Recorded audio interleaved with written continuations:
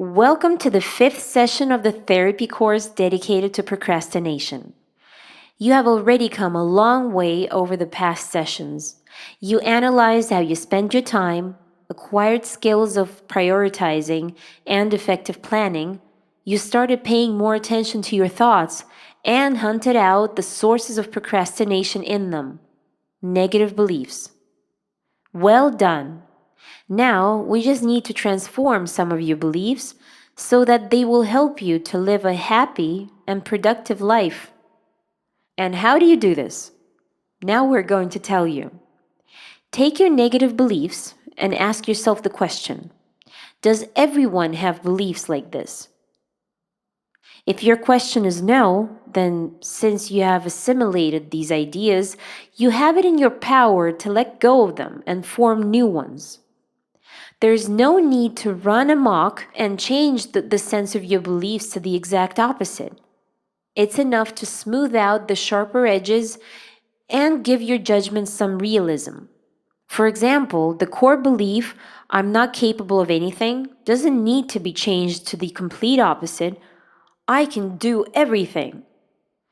It would be more realistic to put it like this: on the whole, I'm a capable person, but at the same time, I might have some weaknesses, and that's completely fine. That's much better, isn't it? Remember that beliefs can hypothetically be split into intermediate and core beliefs. Intermediate beliefs include the demands we have invented for ourselves in order to compensate for our shortcomings, whether real or imaginary. As we already know, procrastination may be based on instances of the unrealistic shoulds.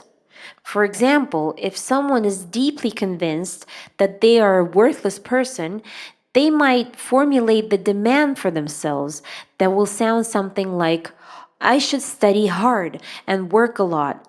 Otherwise, everyone will notice my worthlessness.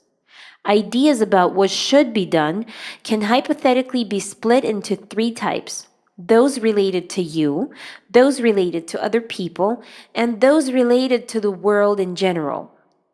So, shoulds related to yourself might sound something like, I should do everything well, otherwise, I'm simply good for nothing. The shoulds related to others might be expressed as follows: you should treat me fairly and with attention. You don't have the right to upset me. Or you're a bad person. Finally, the shoulds directed at the world in general might sound something like, I should be presented with the conditions that I want. I should be protected from all the hardships. Otherwise, life becomes unbearable and I'll never be able to be happy. It's obvious that these demands can't be fulfilled all the time. It's also clear that if they aren't fulfilled, this is not necessarily going to result in a disaster, but a departure from them often leads to negative emotions such as anxiety, annoyance, and disappointment. It's not surprising that neuroses start from such demands. So why make them? Instead, you can simply desire things and do something in order to achieve them. One of the negative consequences of having a biased idea about what should be done is difficulty making decisions. It can become complicated to make a decision both about something big, like your profession, or about smaller scale issues like choosing shoes. Often, the person who finds it hard to choose thinks it's necessary to only make ideal decisions. Otherwise, they won't be right. In fact, this isn't the case. The ideal is unattainable, period. In the case of a profession, a person has different abilities. The same person might become both a good artist and a good architect. Each profession has its advantages and disadvantages. Shoes can also be assessed differently. But if you want a profession, then choose it. If you need shoes, then buy them. When you can't make a choice, this is a choice too. The choice not to choose. And this also has consequences.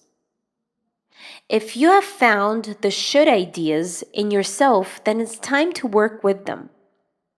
In the first exercise for this session, you'll be able to call these kinds of demands into question and replace them with more realistic judgments. The second exercise is dedicated to working with core beliefs.